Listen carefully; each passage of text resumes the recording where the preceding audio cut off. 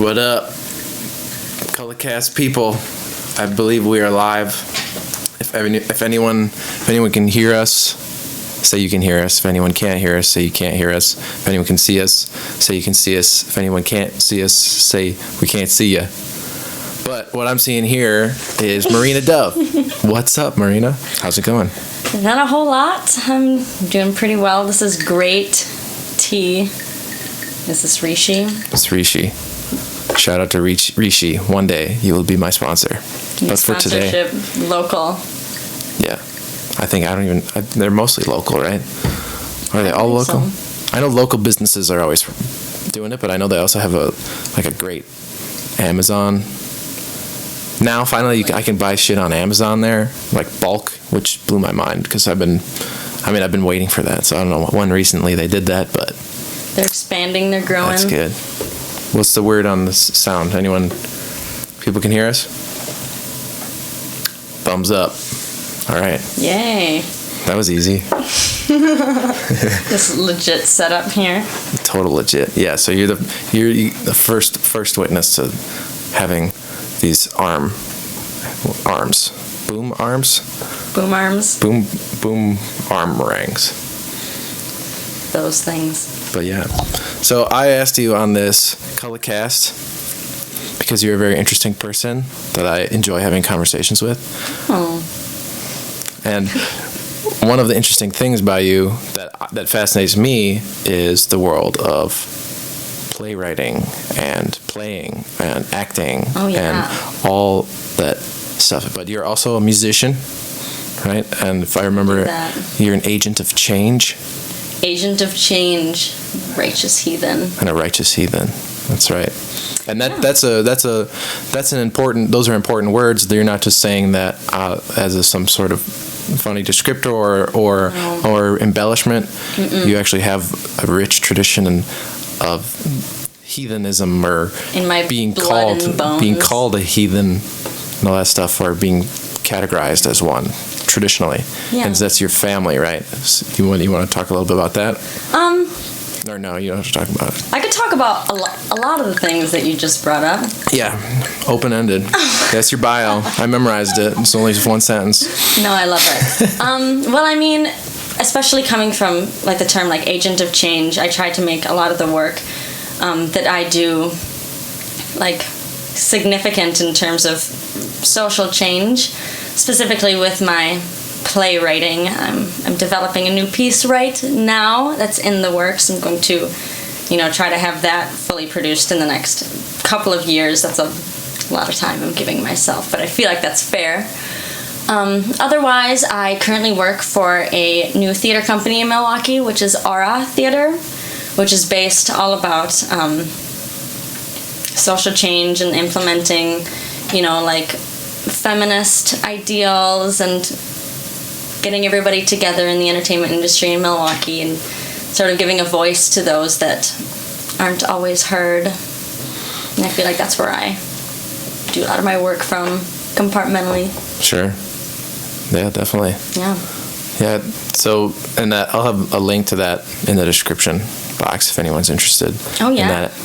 In that. And so that playwriting then, does that come, or just your creative spirit? Because you also sing, as I mentioned, and is that's inherited? Because I have some inheritance of my crazy, insane creativeness. Is a little so. A lot of what I am comes from my family and my parents. My dad is a musician, and he's been writing and performing for the past 40, 50 years, honestly. And he has albums out, and he's still writing new music today. So that's where I get a lot of that from. And then I studied theater. I graduated from the University of Wisconsin-Milwaukee, and that's where I was studying sort of theater history and method acting. And that's when I started writing my play, which is called Lucid Dreams and Other Holes in the Fabric of the Universe. It's about mental health and hallucinating. I have a friend who's talking about the culture Ecuador, and I've heard this in about like times in the past too, even in Europe, is that like you're talking about mental health, and you were saying that kind of alongside the idea of kind of this creative spirit and stuff. And I remember seeing a TED talk. It's like creative people or musicians or artists are more likely to be like schizophrenic or something, or like the sections, and maybe not more likely, but like the section in the brain, like were apparently, this is a TED talk, so I don't know, could have been totally wrong, but they were very like, they were right next to each other. It's that sense of like self-awareness almost, and the idea, you know, and like the need for self-expression, sort of in a sense, like, because you're still, I feel like, you know, having mental illness, you have you have like a deep like desire to like be understood, and I try to like use that to try to connect other people that aren't understood. I don't know. Yeah, no, I think like the spiritual aspects of certain people, like they can be conflated also with mental illness too. Like, for example, people with schizophrenia or something, they are able to tap into certain parts of their brain, you know, for better or for worse. You know, they're able to hallucinate, like you said, in certain patterns, and they can see alternate realities, or they can see, and I mean, and that's the question. It's like, is that their reality? Just because we can't see it doesn't make it real. You know, that's a whole other question. But I think that's like the artist, and especially the spiritually and morally framed artist, like that's kind of inherent. And you have to be like well-rounded. I feel like there's a lot that goes into, you know, being an artist. Like, it is the, you know, spiritual and like self-awareness that, you know, is necessary. Like, I studied obviously method acting, and it's a whole new world that like you didn't know existed within yourself. Yeah. So oftentimes, and you know, we talk about artists and mental illness and stuff, and you hear a lot about, you know, like obviously one of the bigger ones was Robin Williams. Oh yeah. You know, and Heath Ledger, but he studied, you know, method acting, and it wasn't necessarily, you know, everybody has the story that, oh, he became right. Joker, yeah, I've heard that a million times. And it's not necessarily all about that. Well, there was also certain substance abuse involved in Heath Ledger's thing too, right? And from my understanding of Robin Williams is that he had a certain type of, was it Parkinson's or depression? There's some sort of mental. It was a disease. It was a disease, and they found on his brain there was these markers for this certain type of disease that causes hallucinations and stuff. So he was probably experiencing like early stages of some sort of psychosis or some sort of like physically, not just like cognitively or psychically or psychologically, but he was. So that's a very. I understand what you're saying a little bit. I took an acting class at the Rep once. It was just kind of a acting for adults. I was working a desk job, and I was like, I need something. That always makes me so happy. Take acting classes. Take one. I want to do more. I need to do more. You know, but I also kind of like am an obsessive autodidact, and I kind of reject a lot of different things. Like, don't teach me anything. I'm gonna figure it out myself. Well, that's a lot of what method acting is. Like, a lot of our training was it was guided, but it was a lot of just genuine soul searching. Right. Because you're not, you know, putting yourself in the position of like the characters per se. You're like taking from your own experiences, like the feelings that like they might be feeling in this situation with all the given circumstances and everything at hand. So you're like reshaping your identity. So your constant identity crisis, I would imagine. Constant identity crisis. And everybody who knows me ever knows that I change what I look like drastically every 6 to 8 months. It's usually because of a role, but sometimes I'll just get bored. Just do that like prophylactically? So like just like be changing something just because you're constantly changing anyway, so like you've just kind of done that for the sake of just being prepared. I'm very detached. I'm a very detached person. Like, I mean, I feel a lot, and I feel like I'm connected spiritually to, you know, everything that I put my heart and mind into.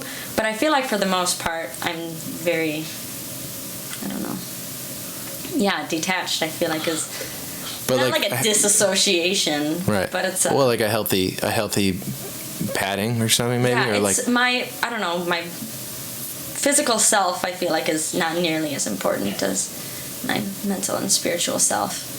Sure. So it's always going on different roads and paths. When I was doing the acting, I was just a very, very small thing in this acting 101 of just like some basic line that I had to say to someone. So very basic, very, this is 101, class. There was only 4 classes or something. It was very, very expedited. But the just in those moments, I kept thinking afterwards on my ride home and stuff about I was feeling that sense of holy shit, I'm becoming like someone else. I was feeling this sort of dread, this kind of am I here? Am I here? Am I here? Am I here?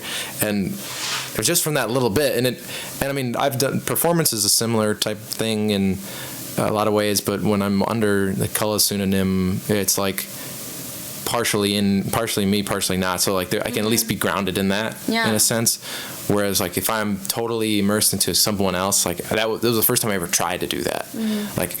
But with other people, and it was very powerful. Just that little experience, and it kind of got me whoa, geez, this could, if you're not careful, this could turn into, this could be potentially something that could cause a lot of discomfort or something, or create some issues.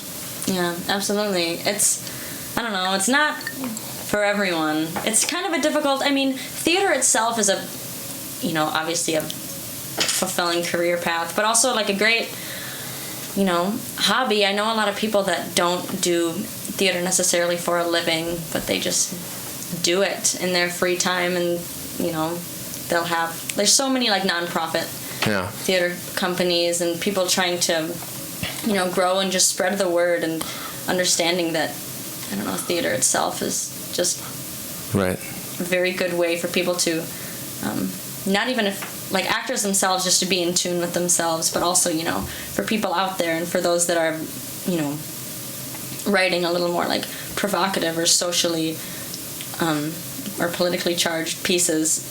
A lot of the work that they do, even if it's straining on themselves, they just do it because they want people to see it. They want people to see that. So being an actor has always been sort of, it's definitely something you do for the people. Back in, I don't know, Renaissance and Shakespeare. Renaissance. Actors were not respected at all. All actors were basically dying. Physically dying, because their costumes and their ink and their makeup and everything that they used was very, very toxic. So and they weren't making much money. No. So they weren't doing it for the money. What about opera? Well, that's acting and singing, and so plays. So you said you studied method acting and theater history were my 2. So do you think, from your understanding and your experience in the theater community, and your understanding of the theatrical zeitgeist, at least in America, the overall theater, how's theater doing now compared to maybe 20 years ago or 40 years ago? Is it always been kind of the same, or do you feel it's, because I feel with all these new musicals that are coming out and stuff, I know that's not Broadway. Yeah, Broadway seems to be doing well now, but when I see you around Milwaukee, I've always been fascinated with scoring and performing, alongside theatrical performances, and I saw plays growing up at the First Stage, theater and stuff. My school would go there, and so I always had a love for it, and I read some plays and stuff, and when I was studying at Trinity, I was able to see some Shakespeare. Beautiful. At the the Abbey Theater, or what's it called? It's been so long. I think it's right downtown. And they get subsidies from the city and from other countries around the world definitely respect and cherish the art more than America, I would say. Although I mean, like this New York's got to pony up some stuff for some of these plays and stuff, but those are like bougie, high level stuff. Well, a lot of so was the Abbey America's- Theater, to be perfectly honest, playing Shakespeare. Oh yeah, That was awesome. When I had Othello, I saw Othello. yeah. It was just like this dude from England just coming in. He's just like, and he was talking about how he's trying this specific Shakespearean dialect, and he like chose that for his character, and because he was the Moor or whatever. Yeah. Right? What's his name? Othello is a Moor, right? Yeah. Yeah. So but I don't know. It was confusing to me. I was sometimes I couldn't understand what they were saying, but there were subtitles under it. Like they were actual digital. They had like digital LED. They had an LED screen of like what the words were. So there was like closed captioning in the performance. So if you don't understand Shakespeare nor yeah, no, kind of. You can read it. I know what they're saying, but I still don't know what they're saying. But I thought that I was exposed to stuff, and I thought that was really cool, and so I got really excited about the possibility of like being involved in a theater performance, and started looking around Milwaukee, and there are a number of a lot of underground. It's There's smaller. a lot of good work. Yeah, lots going on here. Mm-hmm. And I feel like theater. I don't know. When I was asking you about the history about like how theater doing, it just seems like with the advent of like audio and video through TV and radio and stuff, like when that all came, like I would imagine film and TV kind of brought film, or I would imagine people just sit and they can be entertained in acting, and they can even watch plays and stuff. Or they were like even more finely tuned, and like films are these like these kind of recorded pieces of art that don't you can't do them live for most of but some feel more like plays. But I wonder your thoughts. Like, do you think that hurt? Is it hurting the people's appreciation for theater, or is it? I feel like then you have the question, what is theater? And that's a question that I can't even answer. I don't know if anyone can really answer that. People say, oh, it's just performing in front of an audience. And it's like, all right, well, because it really doesn't get, I don't know. You don't need much. But you have to say it like theater. Theater. But what I'm... Why? Well, I really feel like theater is just... I feel like for anything to grow, you have to like relate and connect to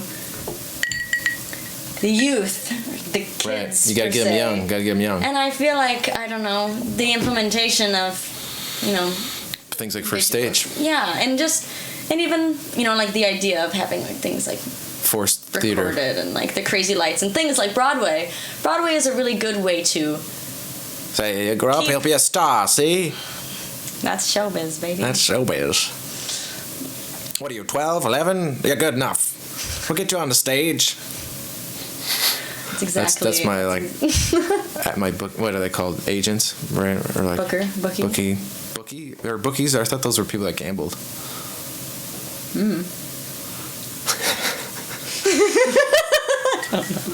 So what are people saying in there, Dan? Do we have anything?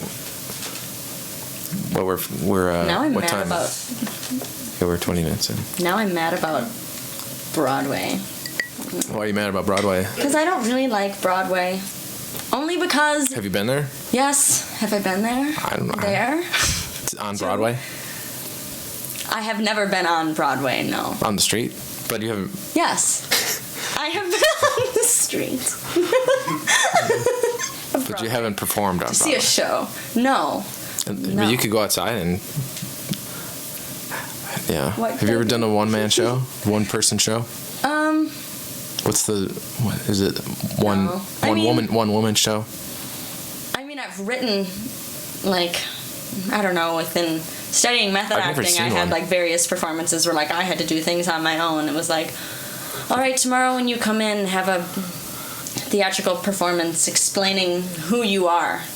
Some people just, like, lit shit on fire, and I was like, I wish I would have done something like that. Yeah. And I just wrote, like, a cool slam poem about my childhood, and then I cried at the end. I'm just kidding. I mean, I'm not. I'm kidding. What do you mean? That sounds like you'd have to perform, right? Like you're saying. Yeah. No, there's a lot. I don't know. It's just a matter of I don't know. Going back to Broadway in terms of Do you why think it's like I feel overrated or like commercialized? it is very commercialized. Well, they're trying to redo these pieces of art that don't necessarily need to be redone. Oh, the remakes. And I mean, they do that in Hollywood. They're doing that in Hollywood too. These remakes. Exactly, it's film of like great things. Like why? Yeah, and theater and film are very, I could see mean, you can. related, I don't know. of You can do it. Like a good person could do a cover, right? Like I've seen amazing covers of brilliant songs that are written, in the past, or even written years before. Yeah. Or so. I mean, I don't think that it's bad to necessarily have the idea to remake something, but I feel like with the intention, a lot of the intention with these remakes is just to like, oh, we're gonna be able to make a bunch of money. Yeah. And it's not like all about the money. It's not like, oh, I have this brilliant, and I'm sure that does exist. So many things. I feel like I don't know this country as a whole, and like sports too, sports teams. Right, sports. Everything, like the team has the most money, you can pay the best players and. Anyway, That's not what this podcast is about. Oh no, that's what this podcast is about. It's exactly what this podcast is. This podcast is about anything. Green Bay Packers, owned by the city and the people. Yeah, that's what I hear. A lot of money. And that's what unique. matters. That's uniquely Wisconsin, I think. Yeah, it is. That's not really like the New Glarus Brewing Company. Mm-hmm. Just like the New Glarus Brewing Company. Yeah, there's not a lot of things like that exist where it's owned by the workers and it's reached that success and the people choose to not commercialize it. Drink indigenous. They actively choose to keep it within the state. If anyone doesn't know what we're talking about, Google New Glarus Brewing, and one of the most famous beers in Wisconsin, at least it is the most. I'd say arguably the biggest or the most famous beer is Spotted Cow. And I know it's just Spotted Cow is the Spotted Cow. Oh, and I've heard stories that I could have. Cows usually do lower. That's usually they do lower. I was just expecting. Yeah. But yeah, Moon Man, that's a good beer too. But I've heard stories. That's my dad's go-to beer. Moon Man. That's my favorite pale ale. I think it's delicious. Lakefront Brewery has my favorite Indian pale ale, or India pale ale, or whatever. IPA. I feel like that's the same. IPA. Yeah. Well, one's like more hoppy, and it's apparently the India pale ales or IPAs had extra hops because they were coming from India, or two were from India to England, and so they had to put extra hops in it for the journey. Otherwise, it got bunk. The beer got bunk and tastes like crap. So they add extra hops and it would last a little bit longer, or they would cover up the taste. Maybe, I don't know, but when it's finely tuned, it can come into a as with delicious anything beverage. with tender love and care and time. No, that brewery is awesome though. It's just beautiful, and they put, like I said, a lot of time and care into everything they do. I mean, I remember when they were all just black and white labeling. It was just all black and white labeling, but everyone was talking about it. It was like, wow, like this type of, this business and that beer in particular.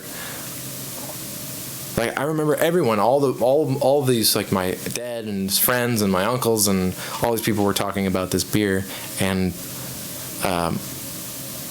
knowing that it's just a Wisconsin thing, and it's all these people are so hype about this thing, but it's only consumed here in Wisconsin. And I wonder if that's part to do with it. Like people are thirsty for their local.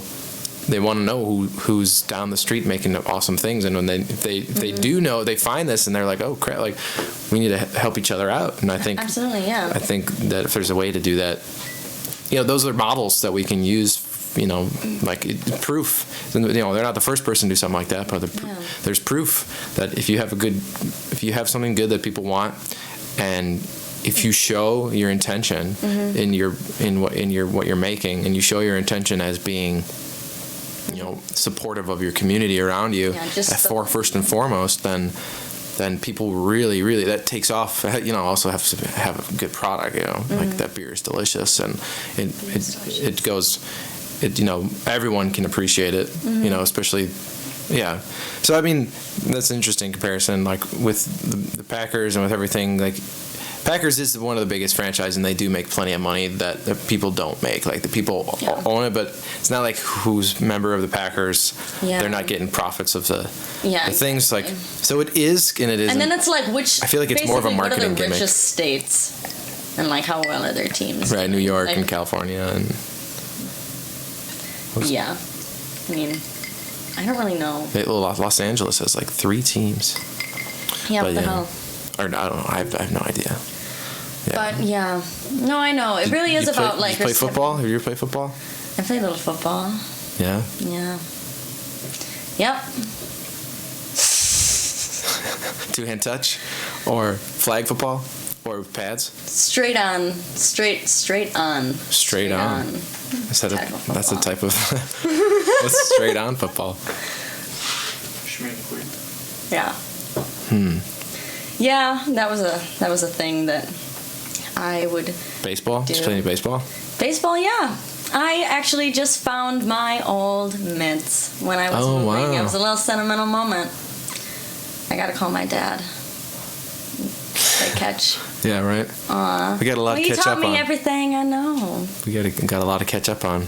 Oh, I know. Seriously, he's so busy. So he, as you know, does a lot of the art for the New Glarus Brewery, and that's another thing too that makes him cool. So he is just a local artist that they were just like, hey, can you come? So what made, if he's a musician, then what made you go to acting?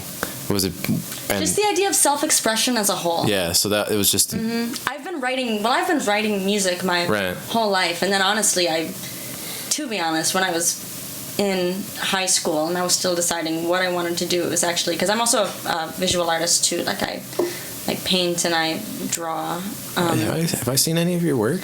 I don't know. I had some stuff hanging in like my room. I didn't put anything up on my walls. I actually need some frames for some of my stuff. It's I need just to sort of all shoved in a big canvas bag right now. You can find some good frames at Goodwill sometimes. True. You're right. I mean, I was probably gonna... Frames are expensive. Or you just make your own, I guess. Yeah, that's probably what I was gonna end up doing. If you just have one of them saws.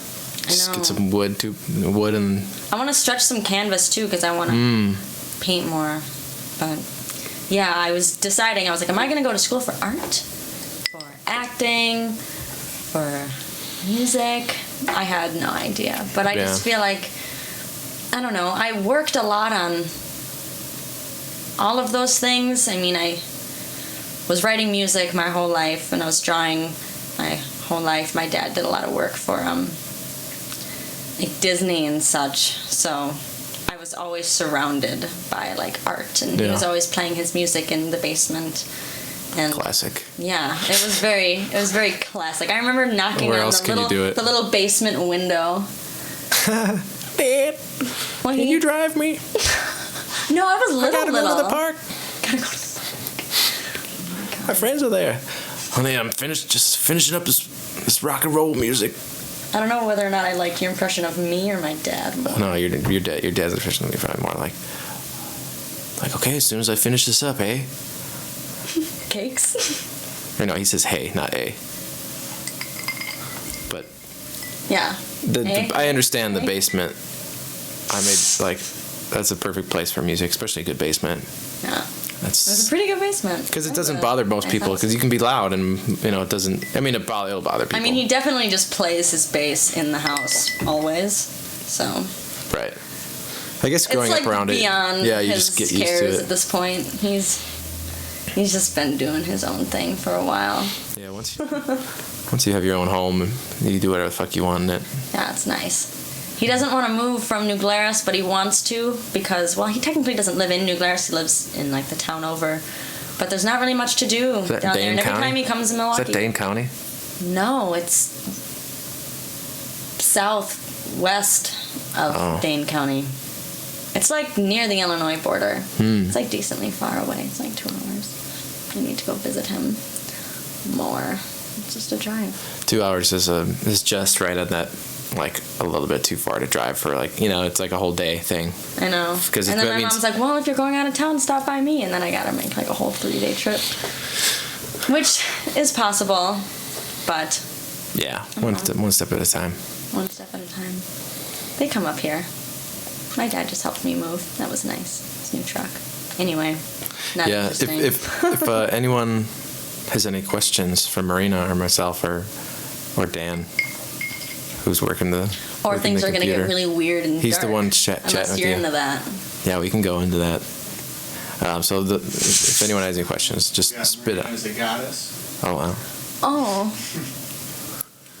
I wouldn't say goddess. I would say Goddess. demon. Demoness. Demoness. Sorceress. You there. Talking about the Lion King. The Lion King? Oh, the musical? Oh, yeah. I heard that. Oh, the movie. It was deadly. Oh. Because Disney came up. Oh, wait, I was thinking of Spider-Man. Oh, yeah. They didn't do anything too original with that.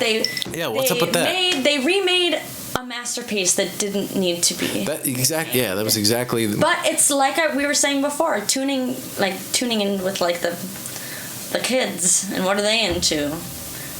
Beyonce and Seth Rogen. And Seth Rogen and Donald Glover. Isn't he in it? Yeah, he's Mufasa. Or no, he's not Mufasa. I think James Earl Jones is. Sorry, no. He is. Sure. Glover is the main dude. What's his name? Simba. Simba. Oh yeah. Like Simba. teenage Simba, I think. Yeah. But love yeah, that. that's when I saw that, I was just like, they're gonna just like make some. I hope they are making. I'm sure they wouldn't do it. It's all calculated. I'm sure they know exactly what they're doing. That level of. Of course, and not to discredit the art, obviously, like hours and hours and hours, hundreds of hours, hundreds went of into millions that. of The dollars. video production process, I feel like that's a whole other level, especially with animation and such like that. I think I took one little animation class when I was in college, and it was too much for me. I could not do that. There's so many layers and levels to it. I don't think I could put enough genuine energy into it to make something decent. Yeah. But it is hard. You've made your fair share of, music videos. I guess it's not really animation. I made one Video animation. editing process. You made an animation? Yeah, for Robot Frolicking in the Meadow, which is my song from 2012. It was just basically an animated GIF of a robot. I didn't draw the robot, so I guess I can't really say that I did an animation for it. But it was a GIF of a robot walking like this. And so then I just put it on repeat, and then I had a background. I had no idea how to do it, but I just had an animation of a background, like a forest or something behind it, just go all the way to the left. But then instead of like starting it up again and doing it like to making it continuous, I like typewritered it, and it went like ching, and this went back again. So like there's like a moment where it just like it goes all the way back and comes. I did that in 2012 probably. It's on my Vimeo account. Someone just liked it the other day. I was like, hell yeah. Someone was going deep. Still kicking it. Still doing it. No, I love that. But I didn't really animate it. But then someone my ad animated a song, something for my song "I See" on Colossus. That was amazing. It was stop motion with paper and stuff. It was very impressive. That is impressive. I can't. Oh my gosh, I'm a lazy visual artist when it comes with that. Well, it just takes so much time and so much work, and there's only so much time there are major props to the people that do it, but there will be some animations for this next album. There definitely will be at least 4. Hopefully, everything goes well. He's releasing an album every year. I can't even fathom. I've had 6 songs for 15 years. Well, I wrote my first song when I was like. If you could record it yourself and you could engineer it and you know how to produce it, you could do that every year, no problem. If only I could do that. It's not that hard. It really isn't. It's pretty hard. You just got to know how to use. You just know how to like record and cut up things. Didn't you also study like computer? Yeah, but it's like if you just know the software. I mean, I'm sure you used Photoshop and stuff. It's like that. It's like I didn't have like a computer growing up. I didn't like have any of that. I like lived in the woods. Oh, sure. No, remember I'm a witch. Got a question for you. I got an answer. Who and what influenced you into acting and theater? Who and what influenced me into acting and theater? From Jake. Jake. What's up, Jake? Jake lives in the Netherlands. 1 a.m. It's 1 a.m. over there. Nice. Staying up for the Cullahcast. Oh yeah, love the support. I would have to say, I watched a lot of movies growing up. I watched movies with my... So you lived in the woods, but you had a TV. I did have a TV. I had a little TV.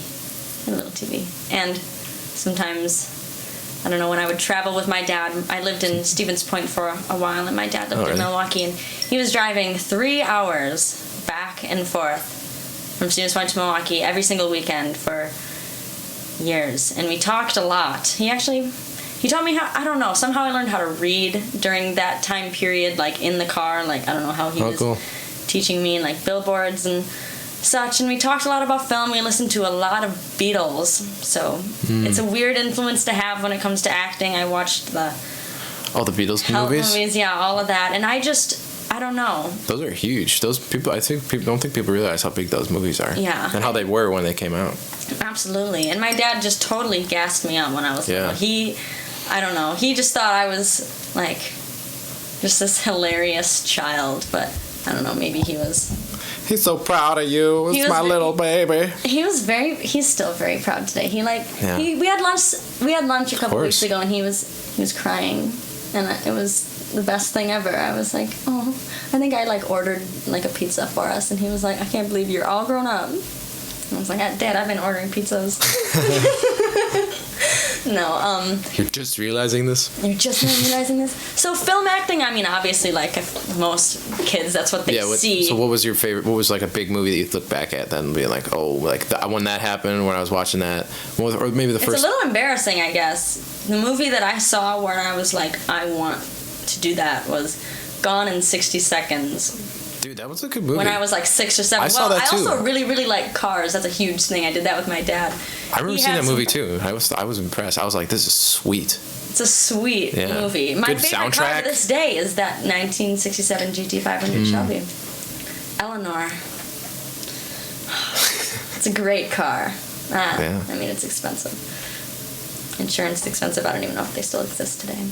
But I was always going to car shows with my dad and then seeing that, and I was like, oh my God, how are these people doing that? Well, I can't drive, but I could like pretend to know how to do things. How do you play pretend? And I was also just playing with my lonesome growing up with I was either outside with like the trees, and my sisters were all like just old enough to where they were like, they don't really want to hang out with me, so I was just sort of little baby that's always trying to play, and no one wants to play with a baby. No one wants to play with baby Marina. That's okay. We just play with you for 2 hours, but I want to. It was. I don't know. That's how it was with my sister. It was like I felt bad, but not really though. It was like, I mean, but kind of. No one wants to be associated with the little kids. Yeah, especially when you're younger.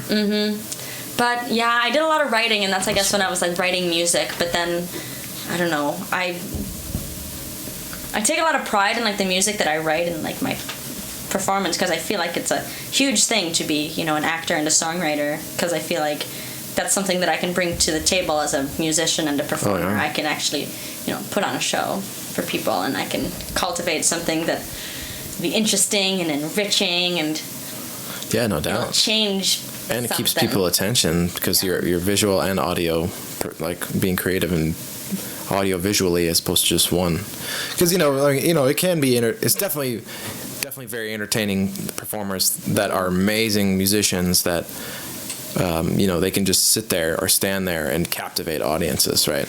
But there is something else to be said about some like performers who know how to use their physical space, and they know how to use their, they know how to move on a stage. They know how the audience is going to be receiving them.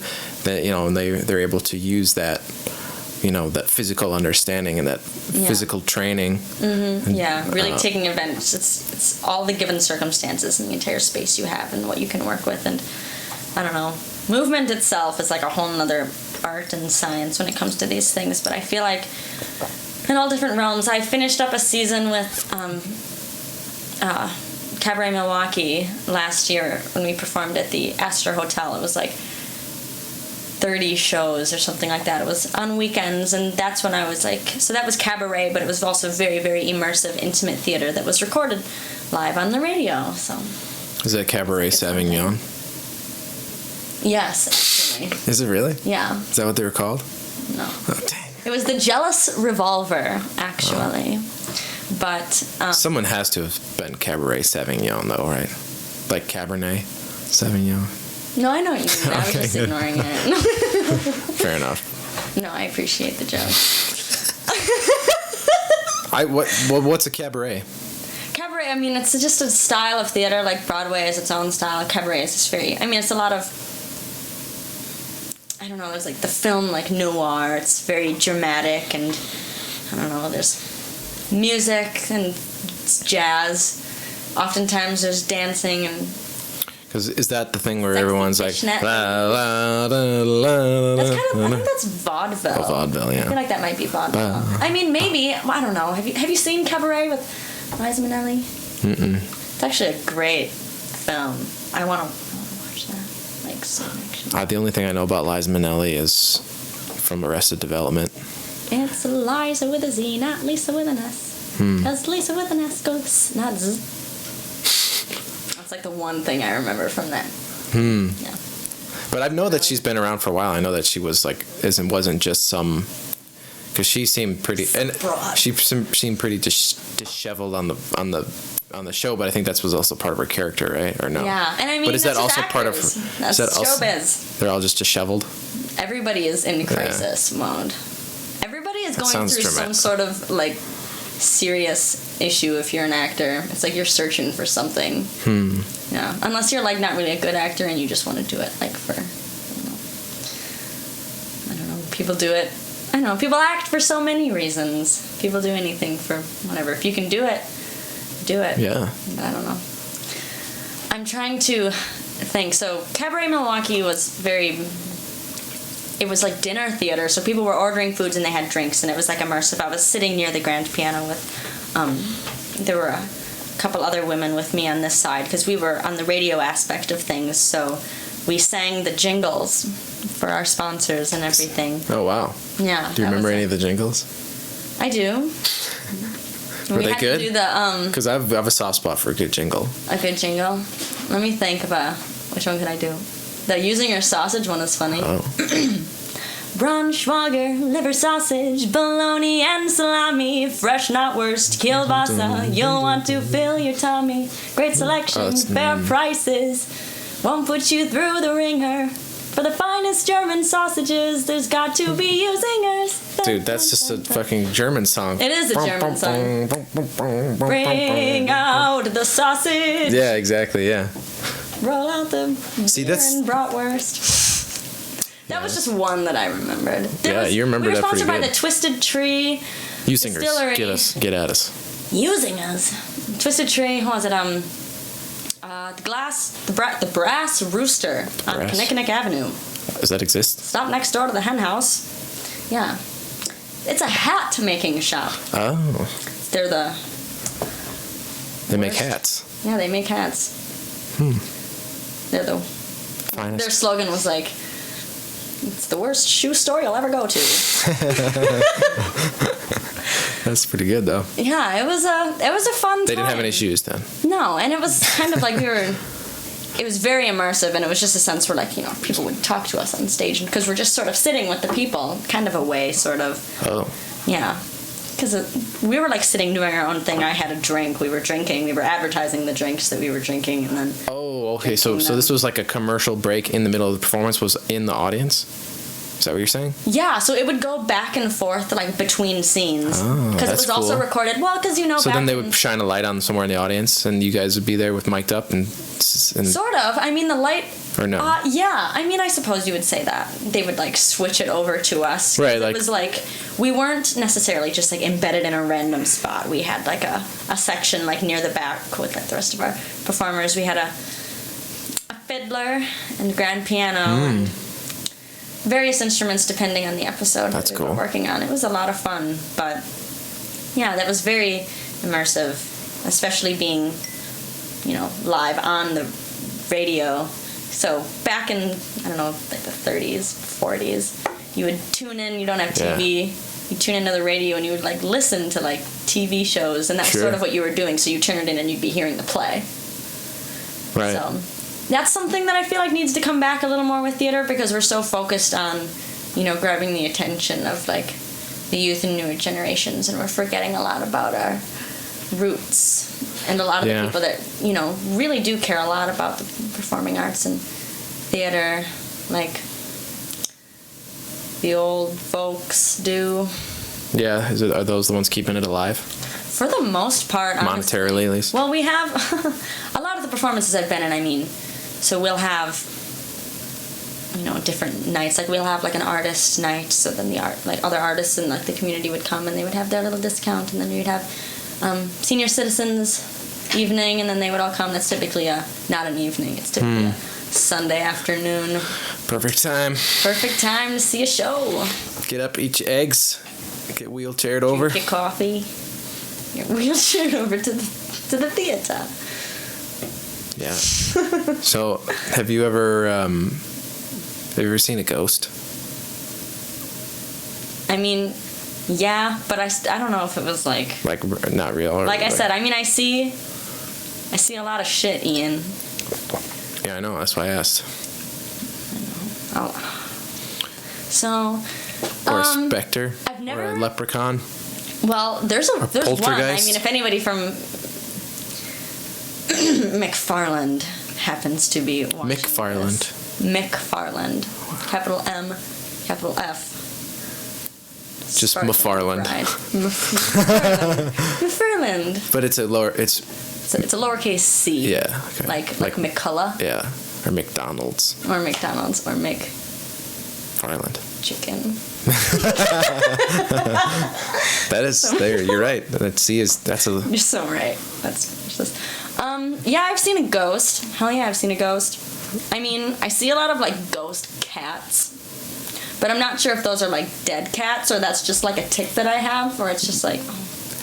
Because I see a lot of. I'll see things like sometimes when I started studying the ideas of audio and visual illusions and stuff that were like our brains aren't able really to like our senses are very limited, and we can our eyes are only so good, and my eyes are terrible. So like it's our level of understanding and hearing as human beings. Yeah. So like sometimes I'll see and hear things out of the corner of my eye and my ear, and I'll look and I'll be like, it's nothing, and then I'll like try and duplicate where there's like a little bit of a shining light, and then my ear. It's so easy to just assume something is something or something like because. It's not so easy. It's what it's designed for. Like our cognition is designed to fill in the blanks. We know that with these illusions and with these when we test the limits of our like audio and visual cognition and the relationship between the two. So I've heard. Well, the notion that like you can't see things in your dreams that you haven't seen before. Right. Yeah. So like, does the same go for like? I don't know. I think The whole idea of like sound and like if a tree drops in the middle of the forest, like that whole. No, yeah, I have like dreams, and you're mentioning lucid dreams in the title of your play. Like the lucid dreams I've had have been like they're definitely sounds and tropes and like myths and things that exist in reality, often shaped by like film and cinema. Like my dreams will have like narrative. Like feedback with like as a there's movie. Like character development. Yeah, there's like character development and like this is a widescreen shot. Like there's twists and there's all these different interactions and there's movements in it and stuff and I wonder like you're saying like you got to be shaped by that. So I think in moments like in the dark, right? That's where often people see the ghosts and stuff is in the dark. So if you see just a flash of something. And you only get a little bit of it, and you have very like I don't know the last time you've been in. I mean, coming from spending time growing up more outside of the city, I'm sure you experienced it when you're out in the dark, when there's no fucking city nearby. There's barely even light pollution in the sky, like from any neighboring cities. When you're in a woods in the dark, you can't.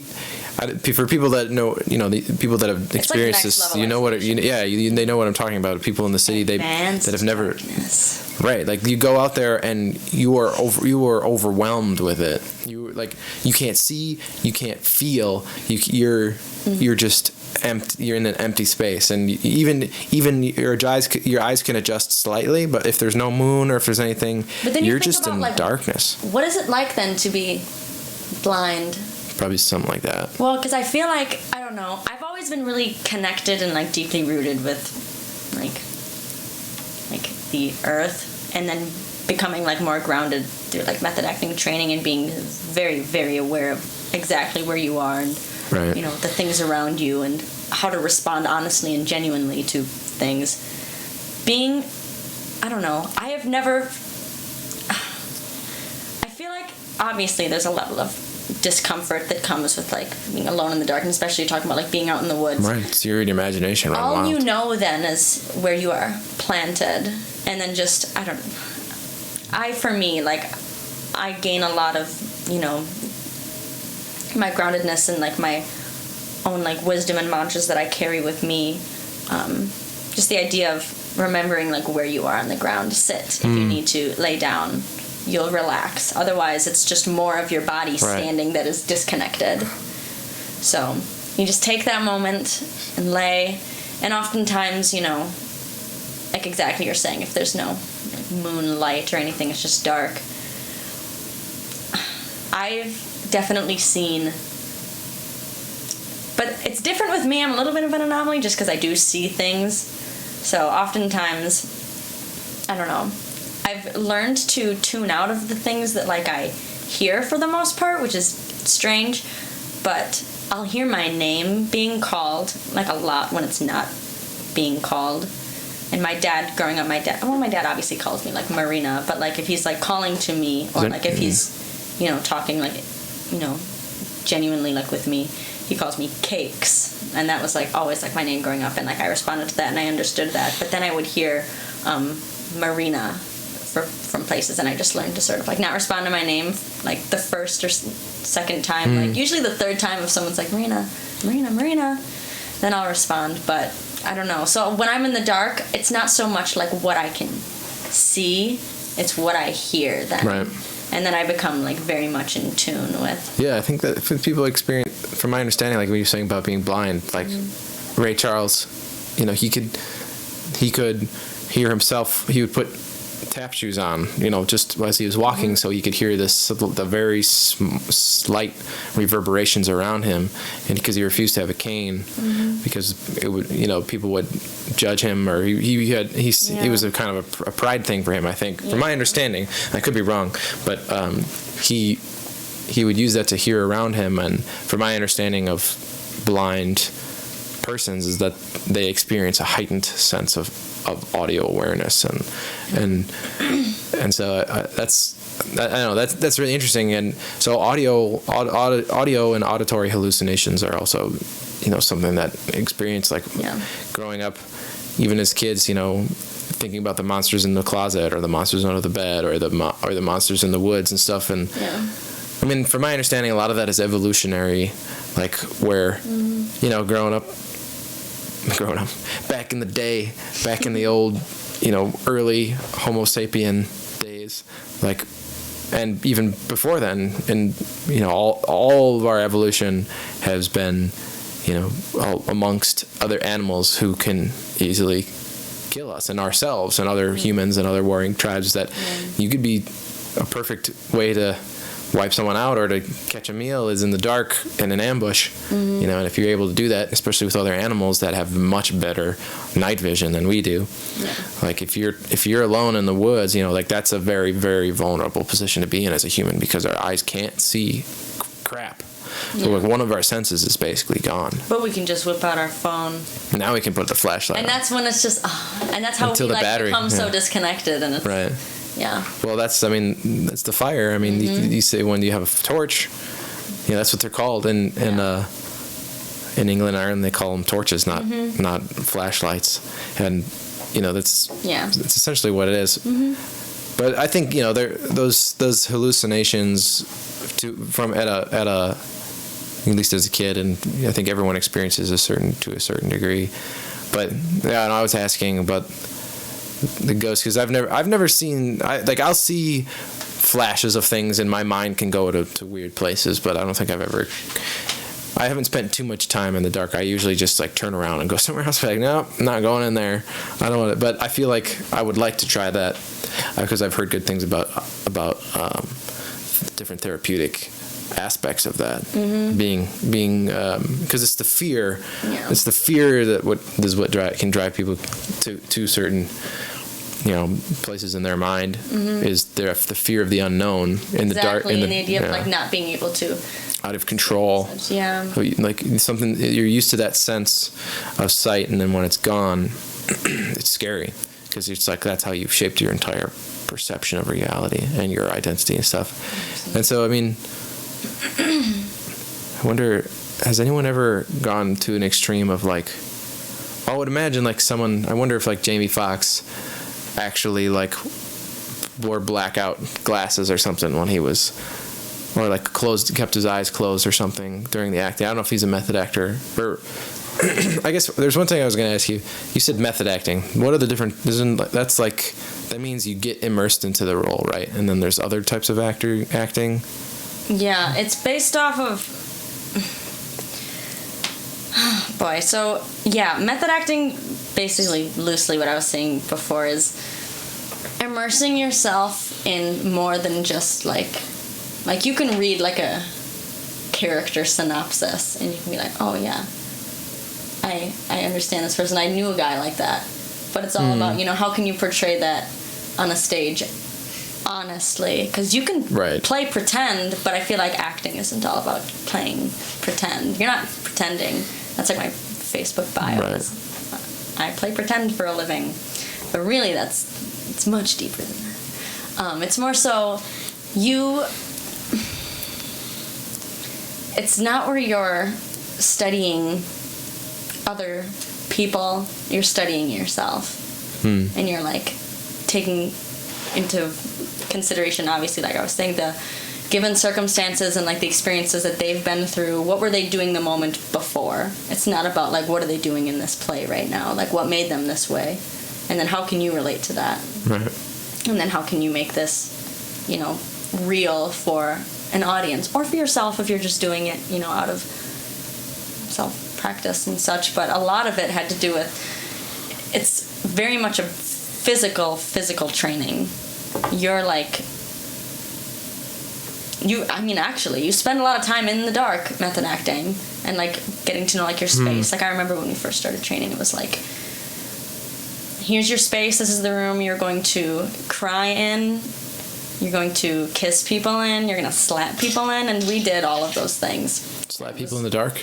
Not in the dark, but like we were in the dark for a lot of things. We would make out in the dark. No, I'm just kidding. That's pretty hot. It was pretty hot. Didn't know who it was either. No, but like one of the it was you. It was like you walk up to a person and it's just honest and genuine. Like you're losing everything. Everybody's like barefoot in there. Everybody's just like sweaty. It's messed up. And it's like you approach a person. That's the first person you make eye contact when you're like moving through the space. But this is in the dark. Being aware. No, this isn't in the dark. You want me to tell you about the things we did in the dark? No, continue what you're saying. No, it was when the lights did go off for the things we had to do, it was more so like study the space, and then lights go off. How many outlets are there in this room? What is written on the easel to the left of the room? And these are things that like I should have known. I know this space, you know? Like it's really just immersing yourself into something other than yourself. I feel like you'd be just a lack of ego with that. You'd be a perfect person then for when a crime is committed and the cops come and they'd be like, or like if you're that tuned, that's like that feels like you're like a Marine or something, or you're like going undercover and you have to like know everything, right? In the movies, that's what people say. Honestly, you have to know everything. What's everything around? And it's like you don't know what she was gonna ask either. Everything around what? Yeah. You don't know what. But what'd you do in the dark? There's a flash of light and then a scream and a bang. Scream. Well, it was more so like. Do you know how to We scream? did a lot of like. Did you ever have screaming practice? Or like, did they ever teach you how to scream? Someone was just telling me about. Yes. Well, we did. There's some German technique of screaming. Well, a lot of what we did was you put yourself in horrible circumstances. Like, you would have to immerse yourself. It would be like a guided practice, and sometimes it was in the dark, or sometimes it was you're just isolated in a section of the room, and she's kind of speaking to you. And like, I'm getting PTSD. She being the instructor. Tanya Weinstein. She was in from Weinstein. Yeah, and from St. Petersburg, Russia. I assistant taught Weinstein. her method acting class. It was the first method acting class at UW. What does that mean? Weinstein. Stein means stone. Vine. Vine. I thought that was more German. 'Cause my last name is Vine. What does that mean? I think she's like Jewish and Russian. Yeah, Stein Russian. instead of Stein. I believe. Yeah. That's always a confusing one. Epstein or Weinstein, but they're both Epstein and Weinstein. Weinstein. Or Einstein, right? That's what's confusing because it's Einstein, but it's some Epstein. That's confusing. It was confusing. But so you were in the dark, and you were. It just depended on like the exercise we were working on. Like sometimes it would just be, like the end of a practice, and it would be like lights off, and we would just lay down, and I would just lay, and then she would like talk us through something, or she would like play a song or something. To try to like get you in a headspace or something, or like try and make you visualize things, or yeah, it typically just ended up with everybody was just sort of crying on their own, literally. Wow. And like we would like hug at the end of like all our classes because it was very hard, and like we knew a lot about each other. It was like because people do that. I've heard that about like in therapeutic aspects of that people play roles, and like role playing and stuff is actually incredibly therapeutic, and that you can. And I mean, this is all these studies now with augmented reality and stuff for people with PTSD. Like, is if you put someone in a position where they can relive these moments, and then like, but have them now be reassociated. And it's the self-control and that's honestly what's being taught, because that is the line that's very thin. So it's all about like controlling yourself, like within that realm of consciousness and understanding. Like, don't take it too far. Because that's when shit happens. But, yeah, it was a lot of... There were, circumstances. She was just going to you would be put through, like, anything. Like, let's say she has you from one end of the room, like, make it through the other end. But, like, you're not in this room. You're in your on your neighbor's land, and there's an apple tree. And you're there, and that was just it. And I would have to like make my way across the room, just knowing that. And then as I'm walking, she would like give us like guides or something like that, and she would say, "A dog barks from your left," right? And she would make it really like present. So it's like you're responding honestly to all the little things, because that's really what acting is. Yeah. Memorizing all your lines just to forget them. You have to forget them. So then they come honestly, like, as a response when you're having conversations and dialogue within theater. Yeah, I like that. I like what you said. You said acting isn't about studying someone else, it's about studying yourself. Mm-hmm. That's very interesting.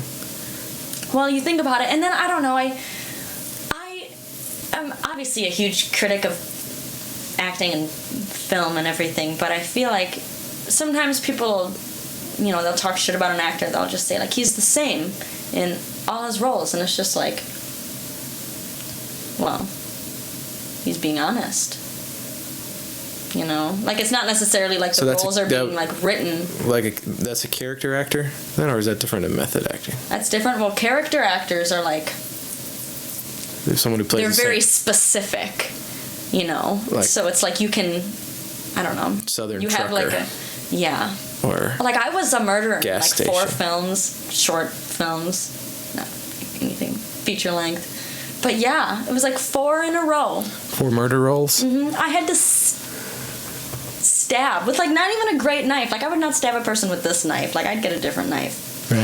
but it was like I had to like do that like 150,000 For all of them? times to. No, I didn't. Just for one of them. Just for one. Well, I had to do different things. What would you have? How'd you murder them in the other ones? Well, in 2, you don't see how they're murdered. 1, Lights go out. Yeah. Bang. Flashlight. But it's just like, oh, Blood you curdling look scream. like someone. Like that was like I was typecasted slightly. That was when I definitely had a haircut of someone with a secret agenda. I had like long or kind of black hair, and I had these bangs that went straight across. So I was asking for it, I guess.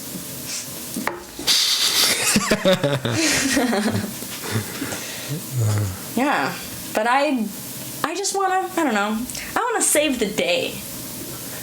Like Mighty I Mouse. feel like I could do that.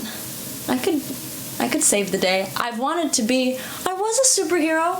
I was Lady Spectacular when I was a kid. Who's Lady Spectacular?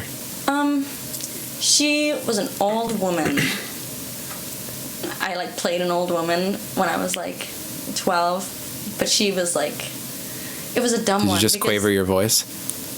Like, I don't even think I did. I don't just think I say changed it. my voice at all. I think I was just so young, and I was just Yes. like, I have a gray wig on. My name's Margaret.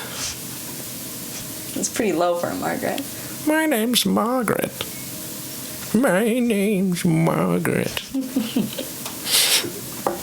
Hello, Margaret. Jake's got another question. Jake's got another question. What's the question? Long one. What would your ultimate goals be in life? Also, widespread success or something similar, or something smaller, so you can keep good connections with fans. I'm sorry. Repeat. What would your ultimate goals be in life? Wide stream success or something smaller? Did you want to be a superstar? Superstar. No, I've never really thought that would be something that was not necessarily impossible, but it was never really my goal. My family didn't have a whole lot of money growing up, and money wasn't really like a huge thing. I was just so obsessed with doing something that I wanted to do, you know, and like create something. That's real. And I don't know. I mean, wide stream success does mean money, which means more money to make new music. Like more problems. But more money, more problems. I keep hitting the mic. But I don't know. Like long term, I just want to be happy. I don't know. What do you want to be when you grow up? I want to be happy. Didn't John Lennon say that? Supposedly. I mean, yeah, that's attributed to him. Yeah. Which is a good. I told it to my sister. I was like, because I asked her, what do you want to be when you grow up? And she's like, I don't know. Maybe I'll be a lawyer or a doctor, or I'll have a home and this, you know. And I was like, it's a trick question. If anyone ever asks you that, they're full of shit. No, I didn't say it like that, but kind of. Then I said that the John Lennon quote, where the teacher is like, "What do you want to?" and like failed him on the assignment because he didn't understand the assignment. And then John Lennon said, "You don't understand life." Bars. That's the legend. John Lennon just don't keeping it understand life.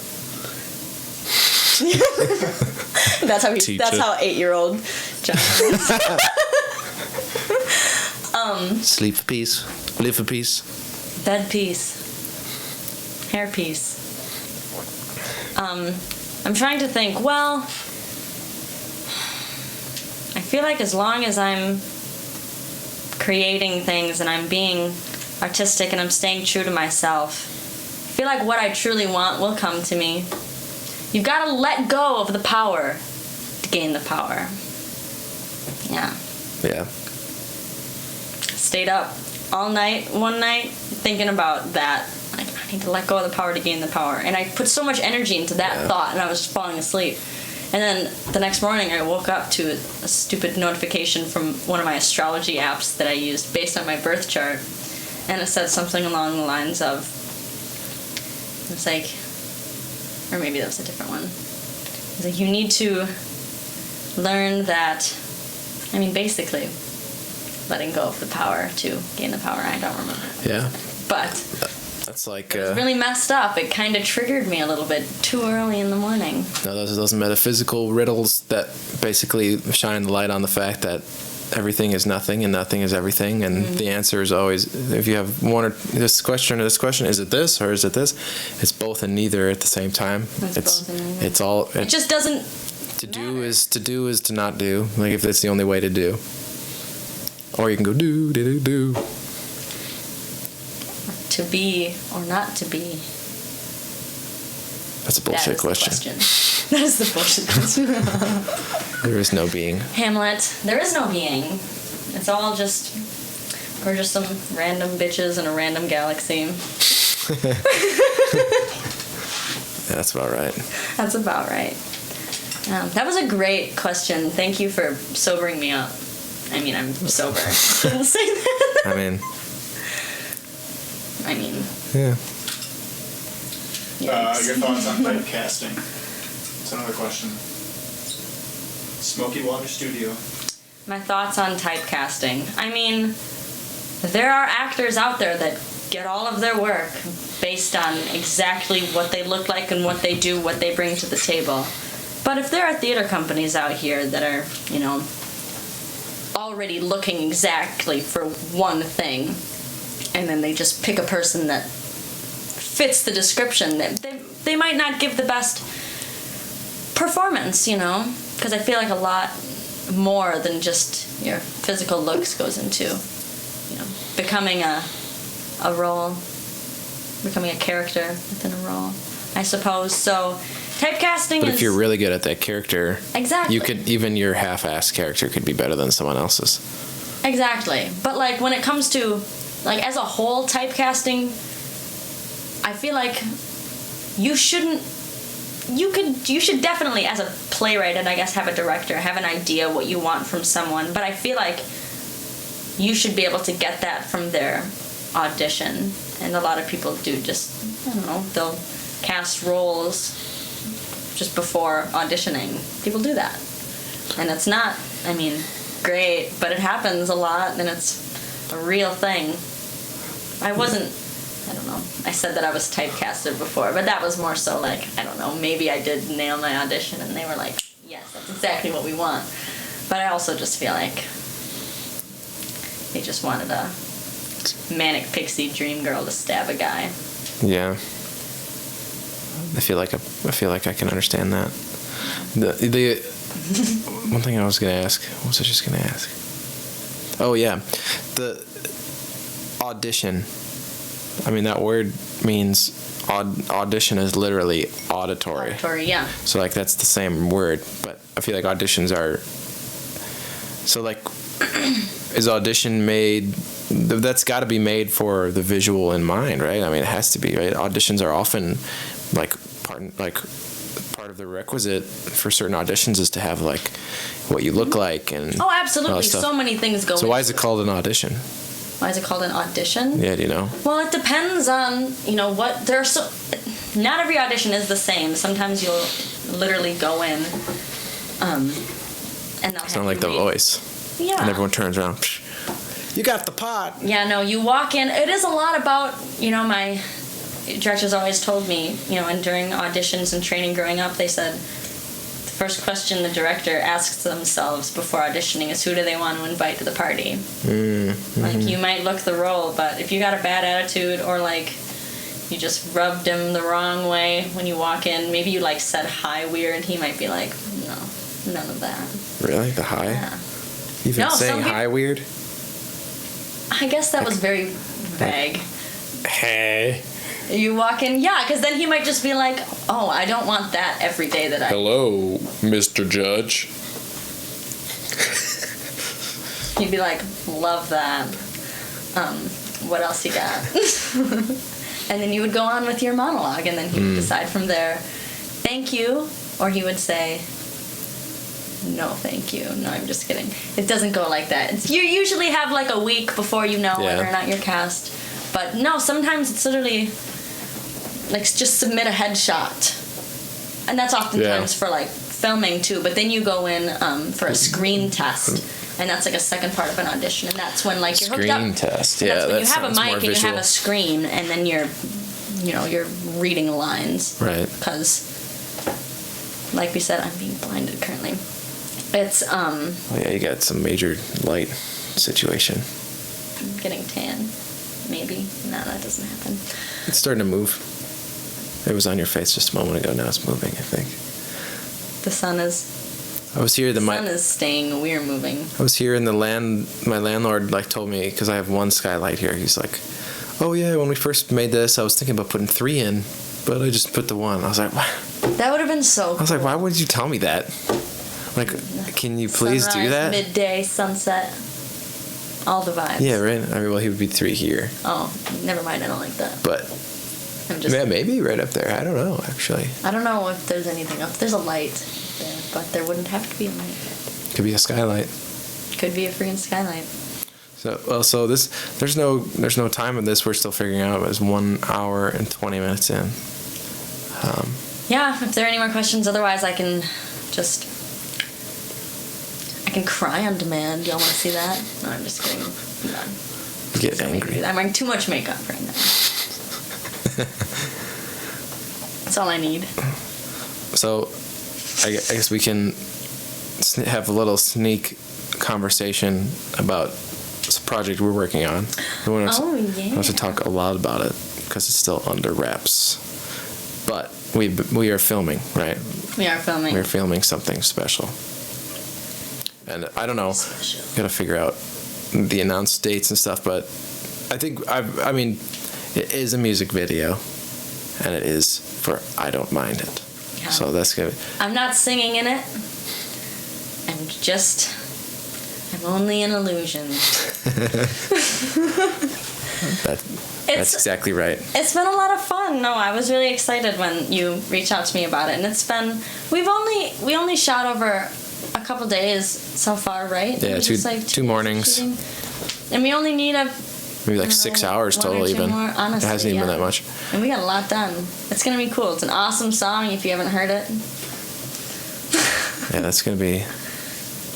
I'm excited about it. You don't know the release date, or you're still. No, I know the release date, but I'm still waiting. Well, you don't want to spill all the beans. I still haven't figured out the release schedule, right? Oh yeah. Like when is things are gonna be announced? When can we start doing advertising? When are we gonna? We gotta figure out all that goodness because people gotta know it, and we gotta put it out there and make sure everyone gets it. Yeah. When I decided that I was finally gonna come out with an EP, it was more so I had the songs and I was working, and I remember I think I was just singing a song to myself, and someone was like, "Oh, what's that?" And I was like, "Oh, it was just a song that I was writing. It's just a little ditty. Just a little ditty I just wrote this morning over my cup of coffee." Coffee is black. I am thirsty. Who gave me the coffee? I don't know. Who gave you those lyrics? Oh, that's right up here. I thought of those myself. I like it. The Greeks, the ancient Greeks, not the current Greeks, but the ancient Greeks. Nothing against the current Greeks, but I don't know. I could say a few things. Miserlou is all pretty much I know. Oh no, I have a whole book on Greek folklore and folk music that I need to read. But the Greek folk music. Yeah, it was gifted to me. Exactly. Someone was gifted me to study, so I could incorporate that into my repertoire. But the ancient Greeks, they had an idea of what we use now as genius, right? The idea of genius. Now we think of a person as a genius, right? And this kind of goes hand in hand with what you're saying about kind of disattaching from yourself and ego. Yeah, and the idea of what back in ancient Greece was a genius was kind of a spirit you connected with, that humans could connect with and channeled. You'd channel a genius, or you'd have a relationship with a genius that you're just that conduit and the vessel to express the genius. But the word has evolved over time now, and now it's we consider persons to be geniuses, and and so I think that's an interesting a lot of acting now, like we know comedies and tragedies, and we know like a lot of that is rooted in ancient Greek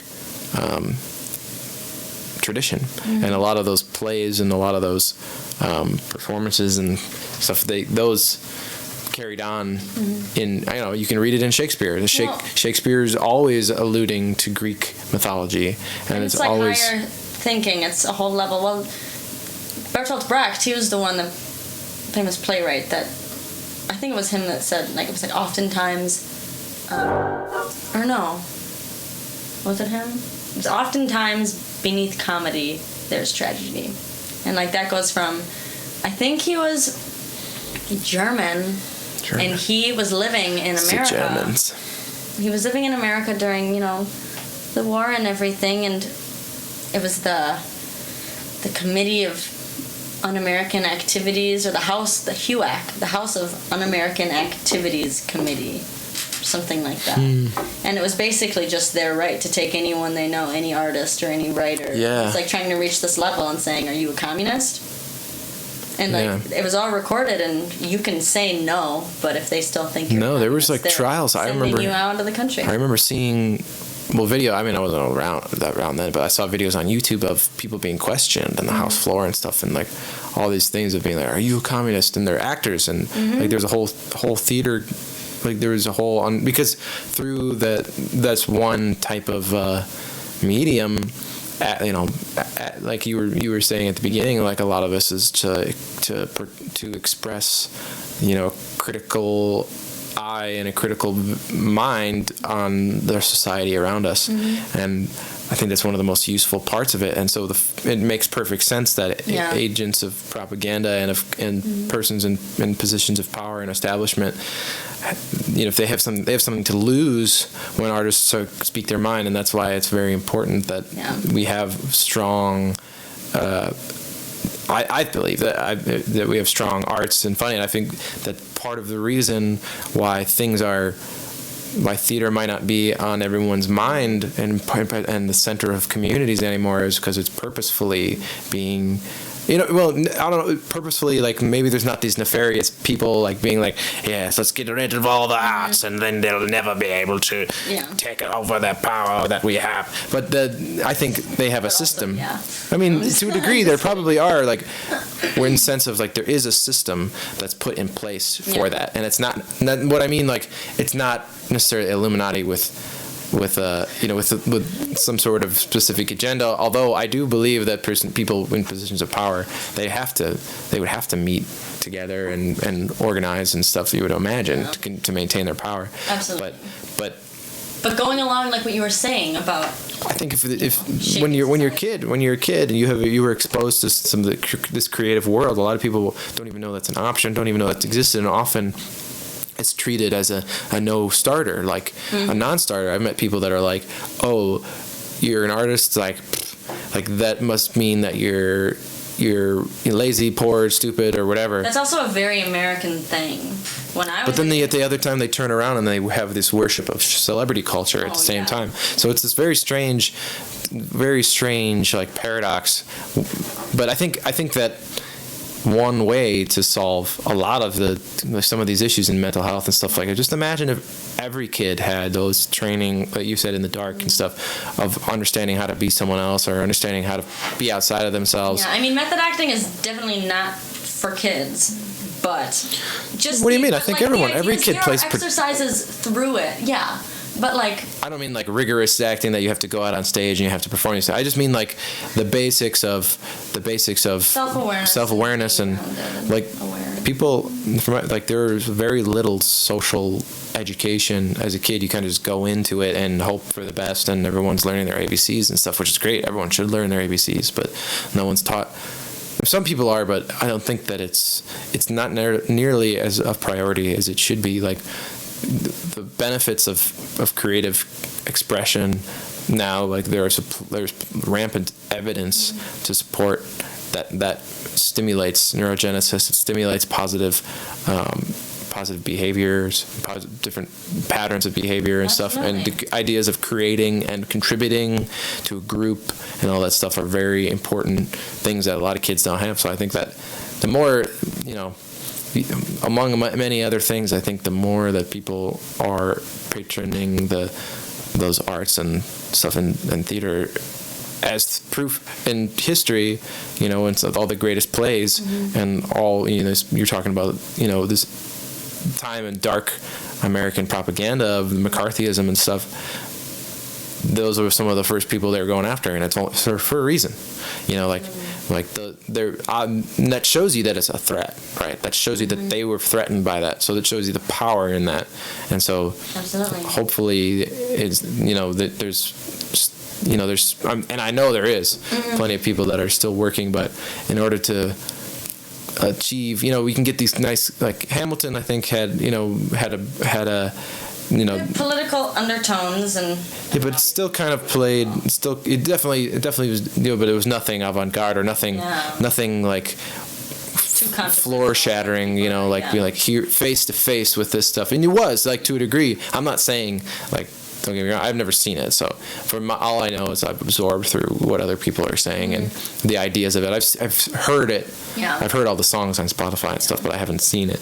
Or like. It's just important to like look at the perspective that like a lot of because you can tell a story like what Disney's been doing stuff, but like it's about why you're telling the story. And even Shakespeare sometimes, when he said art is a mirror of society or something like that. Art be but a mirror of society. But be but a mirror. It's a be but a mirror. But I think again it was Bertolt Brecht who was like art. What's his name? Bertolt Brecht. I've never heard of that person. He read up. He's Russian? Mm-hmm. No, read up on him. He's not Russian. Oh. He's not Russian. But Bertolt Brecht. It's like Brechtian theater. It's like a whole nother level of like, shit. Dude, but he was the one that said, he was like, art. You just got Brecht. Isn't. He did a lot of. The whole idea was sort of like this, like theater for social change. Sure. So a lot of the work he did, he said, art isn't a mirror of society. It's a reflection. But a hammer with which to shape it. Oh. Yeah, the great Pete Seeger said, if I had a hammer, I had a hammer in the morning. I had a hammer in the evening and all over this town. Nice. Like Maxwell? Maxwell's hammer? Silver hammer. No, what's that?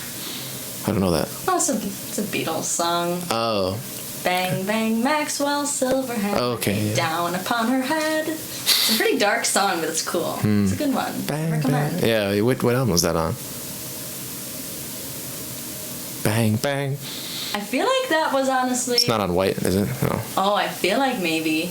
It was on a... Oh, now I don't know. Maybe it was Rubber Soul. That's a good... Also... But there's noises, there's like metal noises in it, right? Like there's a hammer... Yeah. Thing? Yeah. I that song sounds familiar. Yeah. Paul sings it.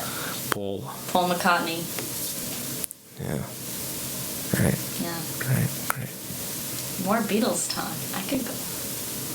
Yeah, I didn't know. I grew up knowing the Beatles, and then I did a project at Trinity. I did a project on the White Album, specifically on. And so I had to like go in and dive in and figure out what equipment they were using and how they were doing it and like what was the technology.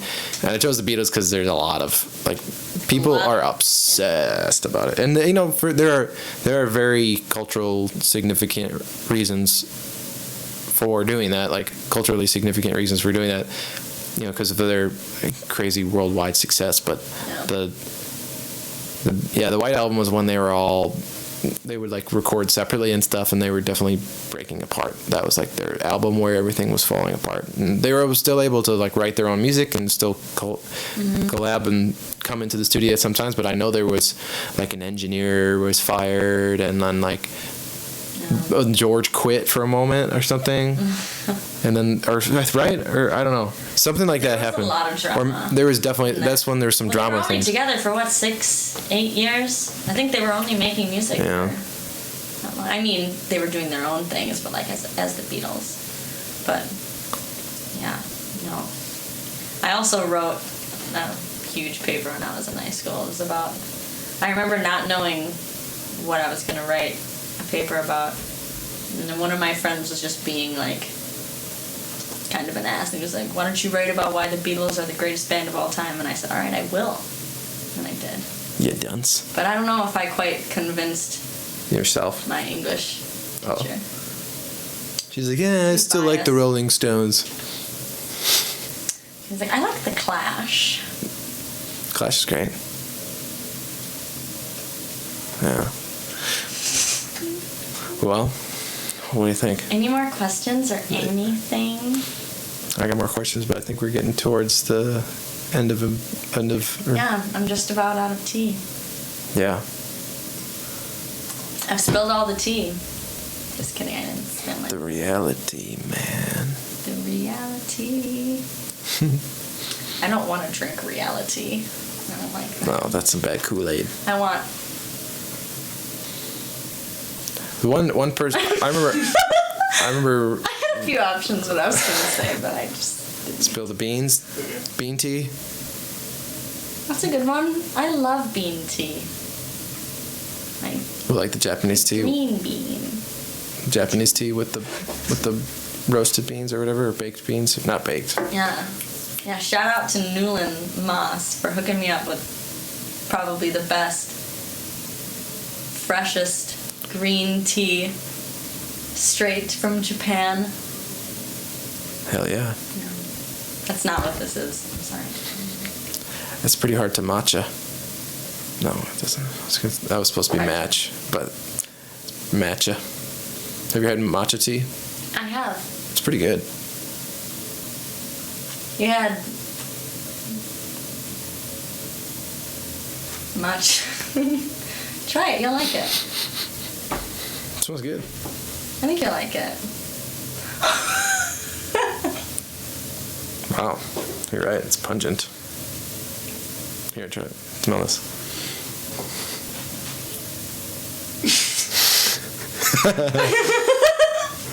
Be He cool likes with it. Is there any left? Yeah, here you go. Jesus Christ, you guys. That was nothing. Just kidding. That's a little lesson in acting there, folks. What did you think it was? I thought it was a little thing of matcha tea. What was it for you? Little thing of matcha tea. What was it for you, Marina? It was a small wooden duck. Ooh, I did. No, I'm just kidding. Well, that's also like a little acting game. You're supposed to have something, and then you like create your own. You make it a very specific thing, and then you pass it off specifically, and then the next person like has their idea of what it is, and like they kind of keep it in, but like you have your own. And then you go around like, what was it? Or like, what was in the box? It was like a shot glass because you were around it, you know. Yeah. So I grabbed the whole shot glass. It was a shot of matcha. Matcha shot. Shot of matcha. Shot of Matcha? matcha. That sounds like a Japanese word. Shot of Shot of matcha. Oh boy. Well, this was very fun. This was fun. Thank you for coming on. Absolutely. And this won't be the last time people on this channel will see us together, I'm sure. But yeah, thanks for everyone for tuning in. Thanks for tuning in. I hope you enjoyed it. And so you can follow Marina on the Instagrams at Marina Dove, right? And Twitter at Marina_Dove. Yeah, not to be mistaken with Marina Dove _. Shout out to her though. She's also got a great page. Honestly, check her out. Yeah, too. it seemed pretty cool. Like, I mean, then how I'm many? gonna have to buy that website off of her though. Just marinadove.com. Yeah, right. Can't have that. No. No. But yeah. So what we'll do is we'll just go back into that pending screen, and then we can end this thing. But thanks everyone for tuning in. And next Monday, we're gonna be right at this spot once again with another wonderful guest, Aria Pedraza. I said it in a Barcelonan accent. I don't know why, but We'll see you then. Bye-bye now.